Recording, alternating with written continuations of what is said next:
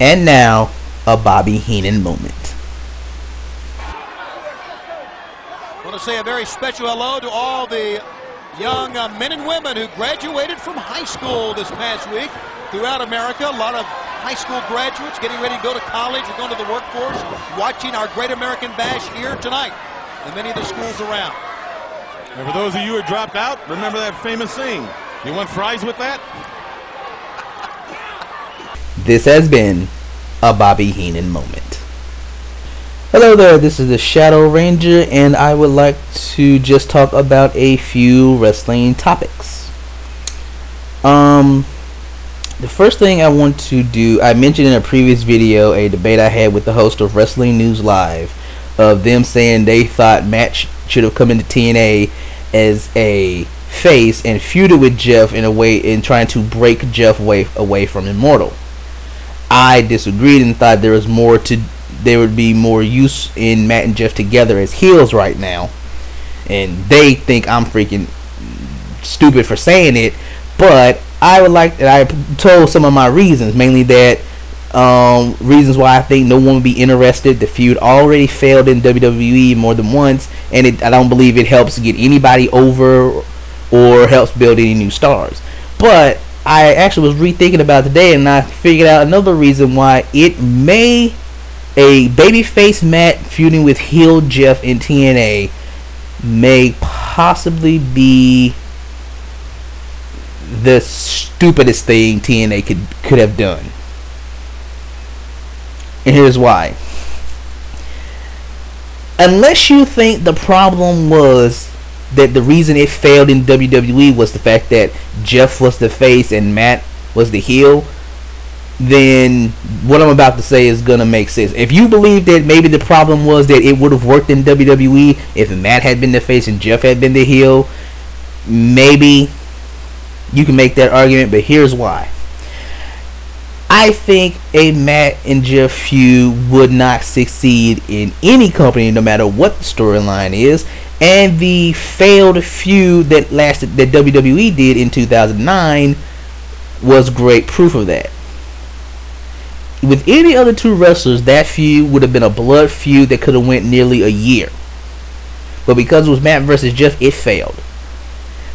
Let's recap what Matt did to Jeff in their feud. He burned down Jeff Hardy's house, killing his dog in the fire. He tried to run Jeff and his girlfriend off the road and cause a car accident. He rigged the pyro to explode in Jeff's face, and he hit Jeff with a chair, causing him to lose the WWE title. And most importantly, let's not forget who he helped win the title from Jeff. Who was Jeff's opponent in that match? Who won the WWE title because Matt hit Jeff with that chair? If you don't remember, it was Edge.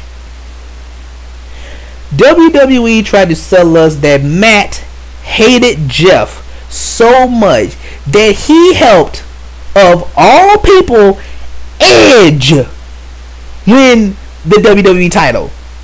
And it still did. Edge, people, do I have to recap the history both on and off camera of Matt Hardy and Edge, the off camera story that they brought onto camera? Let us not forget, they tried to sell us that Matt hated Jeff so much that he was willing to help Edge, the guy who stole the love of his life, cost him his job, that Edge, Adam Copeland. He helped Edge win the WWE title, and it still didn't work. The feud still didn't work. People didn't buy it, and they quickly turned Matt backface as soon as they could. Now, if all of that couldn't make a Matt versus Jeff feud work, what makes you think trying to break Jeff away from Immortal would work? What makes you think any storyline will work? Let's recap. Burned down his house, killed his dog, tried to run him and his girlfriend off the road, rigged the pyro to explode in his face, and helped Edge beat him for the belt.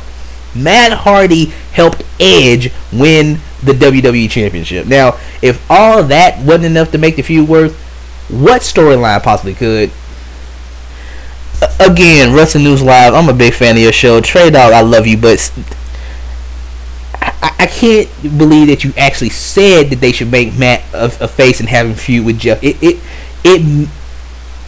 may be the stupidest thing I've ever heard anyone say as regards to wrestling.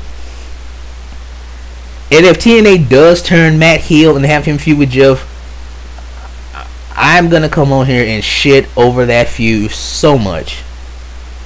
But fuck, you know what? If by some miracle, with WWE failing at a Matt versus Jeff feuds on more than one occasion, TNA is somehow able to make a Matt versus Jeff feud work, and people are tuning in and buying tickets and ordering pay-per-views to see the Matt versus Jeff feud, I will come on here and I will apologize. I will come on here on YouTube. I will send an email into Wrestling News Live, and I will be willing to say I was wrong. But I really don't think I am on this one. Again, Wrestling News Live, love you guys very much. You just you're just wrong on this one. Alright, let's see here. Next topic. I was very saddened last week to hear that my favorite TNA knockout, Taylor Wilde, has not only left TNA, but she has decided to retire from professional wrestling. I'm really sorry to hear that. I wanted her to get another run with the Knockouts title. I already booked out a 7-month title reign that I thought would have been very good. That would have got her over, multiple other women over, and made everybody look good and really did some good stuff with that division.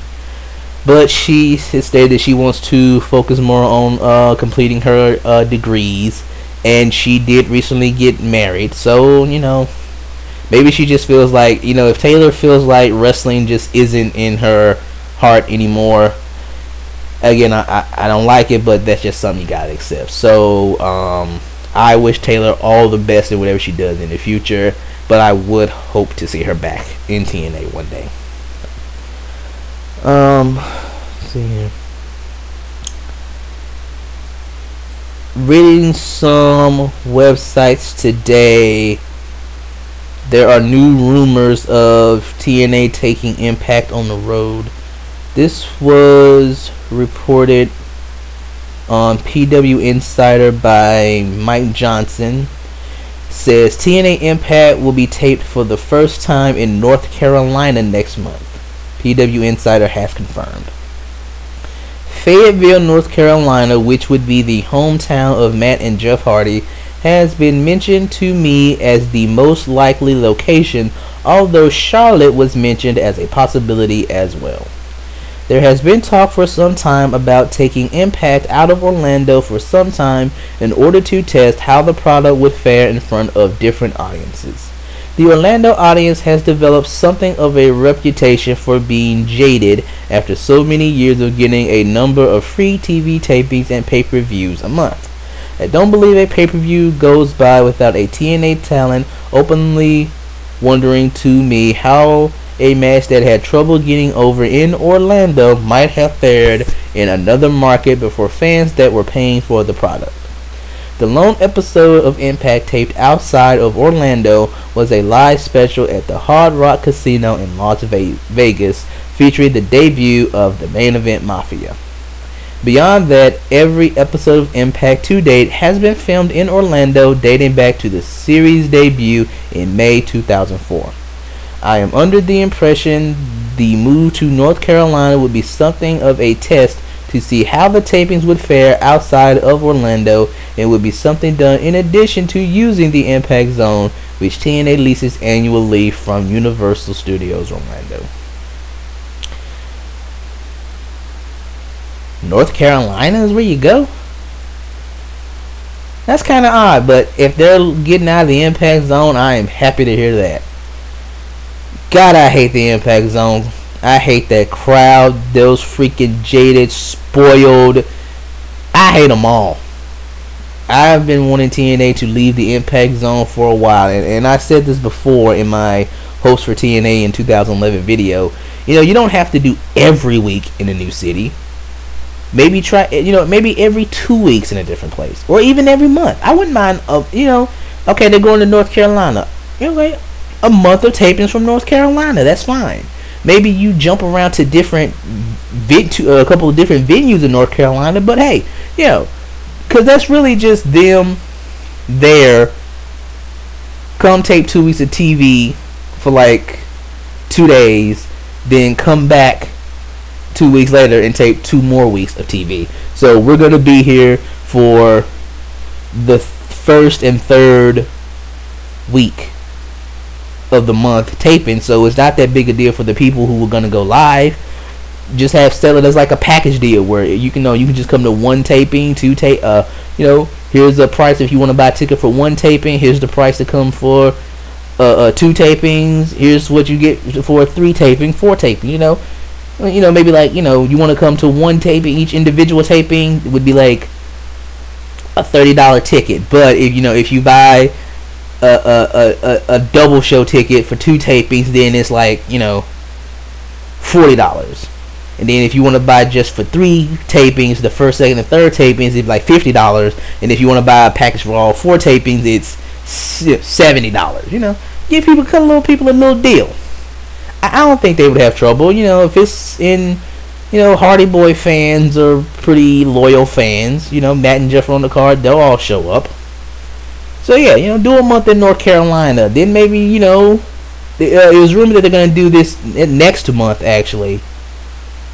Yeah, next month. So yeah, February tapings in North Carolina. Then maybe, you know, March tapings, go to New York. You know, they did I think that was New York they did last year where they got like 5,000 people showed up. So yeah, that'll work. Then maybe next month go to Los Angeles or something. I think each month in a different place would work. Because, yeah, we might see some of the same people in the audience, but it wouldn't be like the Impact Zone where I'm used to seeing the same, where I can point people out and see them in the crowd every freaking week. At least this was, by the time we started recognizing, if they just did a month of taping in a certain area, by the time we started recognizing people in the crowd, they'd be gone to the next place. Let's see here. But if this is true and they do take Impact to North Carolina for February, anybody in North Carolina who's seeing this show, I hope you go. I don't live in North Carolina. I'm on the other side of the freaking planet from all of you. So I just hope it's a success.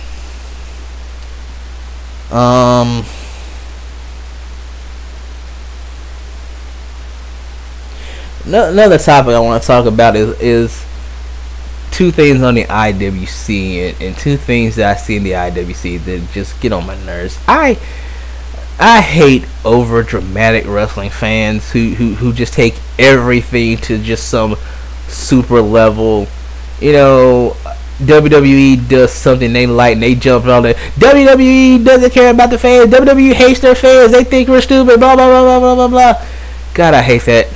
Does everything have to be this over dramatic extreme? Is that every time a company does something that you don't like, do you have to jump to this? They hate their fans. They hate their fans. That is, oh God, that is such a stupid statement. It's all with that whole fucking they don't care about the fans. That is, I just can't stand people. I can't take you seriously when you say stuff like that. I just can't take you seriously anymore when you say some stuff like that. Just because they did one thing that you didn't like. You know, another thing they do this over dramatic. If a guy loses one match, he's getting buried. You know, it's got to be this over dramatic. Oh, the guy I like loses a match, he's getting buried. He's getting buried. Why are you jobbing him out every freaking week? Might not even be on the show every week. Does it have to always be this over dramatic stuff? You know, Amazing Red loses one match. God, why are you freaking making Red a jobber? Why are you burying Amazing Red? He lost one damn match, guy. It's like, man, it's like unless the dude's fucking Goldberg, he's getting buried. They got this weird thing that every guy is either Goldberg or the Brooklyn Brawler. It's okay for a dude to lose some matches every so often. Wrestlers have had slumps before. Everybody doesn't have to be freaking huge top of the card. All right.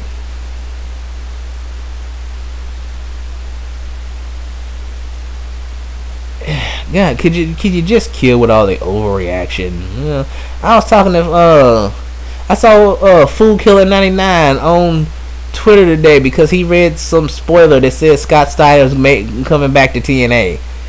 He's fucking on there talking about Scott Steiner returned to TNA, which proves once and for all that TNA hates their fans. Well, fuck, and yet you're gonna still be reviewing the fucking videos every week. I like the TNA episode reviews; they're very good. You know, they hate their fans, yet you're still gonna review the damn show every week. If they fucking hated you, then why the fuck do you continue watching and reviewing their show? If you think TNA hates the fans, I shouldn't see another fucking Impact review from you, man. Kill it with all the fucking over dramatics.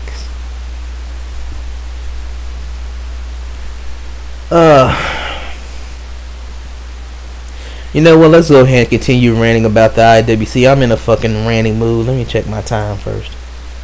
I'm already 15 minutes in. Well, fuck. I got unlimited video time from YouTube now, and I'm glad I got it. Let's put it to use. Another thing about the IWC. Why is it that the IWC? Why can't people understand that not everyone is like them?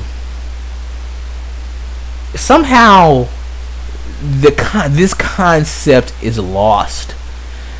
Like, I'm not a fan of Ring of Honor, but I don't complain about it. I don't make videos saying things that Ring of Honor should change, because although I am not a fan, I recognize that a lot of other people really like it. And my question is, why am I the only person who thinks that way? Why is it that no one else can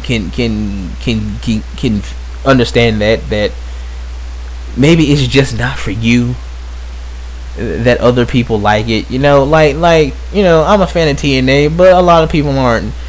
Why is it that people don't seem to understand that, you know, TNA gets a little over 1 million viewers a week, so a large number of people like it.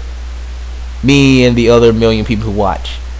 But somehow that's lost. If somehow, like, if you don't like a product, you have to come up with some reason for why people watch it, other than they like it. Like, they can't wrap their mind around the fact that maybe, even though I don't like it, other people might like it. Maybe it's just not for me. They have to come up with some weird excuse for why the people who watch a particular show keep watching a particular show. But they can't say those people like it. They have to come with something else. Like the people who say, oh, well, people who watch WWE, they watch it because it's habit. You've watched WWE for years, so it's just a habit that you watch it. No, I kind of like some of the stuff they do. I have my complaints with Raw, but I like it. I like Raw. It's over. I mean, I have my complaints, but overall, it's an entertaining show. So I keep watching it. You know, I used to watch SmackDown every week, but SmackDown kind of got a little boring to me over the past year or so, and I've almost stopped watching it completely. But I have heard a lot of people say that SmackDown's gotten really good again, so I may start, give SmackDown another chance, start watching it again to see if I'm getting into it. I'll let you know if I start liking it when I start watching it again. I think I'll go ahead and start this week. It'll be the first time I watched a full episode of SmackDown in a good while. But I'll let you know what I think. Maybe I'll even do a review. I'm getting off topic here, but like, they like, and not to be. This is. I don't want this to sound like I'm bashing a company, but I mostly hear this from Ring of Honor fans.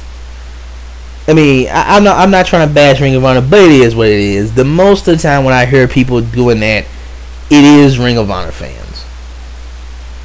Like, maybe people like WWE. John Cena sells a lot of merchandise. You'd assume some people like him. There's a lot of Cena hats and shirts in the crowd when I turn on Raw. Maybe people are watching WWE because they enjoy it. Same as TNA. Smaller fan base, but a lot of people.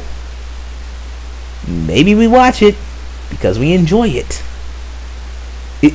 Why is that concept so difficult for people in the IWC to wrap their head around? You may not like it, but maybe some other people do. Everybody ain't like you. You know what? I think I'm all ranted out. I am already over 20 minutes into this video. And yeah, that's enough ranting for 1 week. So, with that being said, if you're not already listening, please check out WrestlingNewsLive.tk. Wrestling News Live is a very good wrestling radio show. Although I am disagreeing with the host on this one topic about Matt and Jeff Hardy, I tend to agree with them on a lot of other stuff. It is a very good show, and I recommend it to anybody who hears this that is not watching. Follow me on Twitter at TJSMITH3. If you like my videos, please subscribe. Tell some other people about them. I need to get my views up. Also, almost done with the first episode of My Favorite Mid-Cards, the Disco Inferno.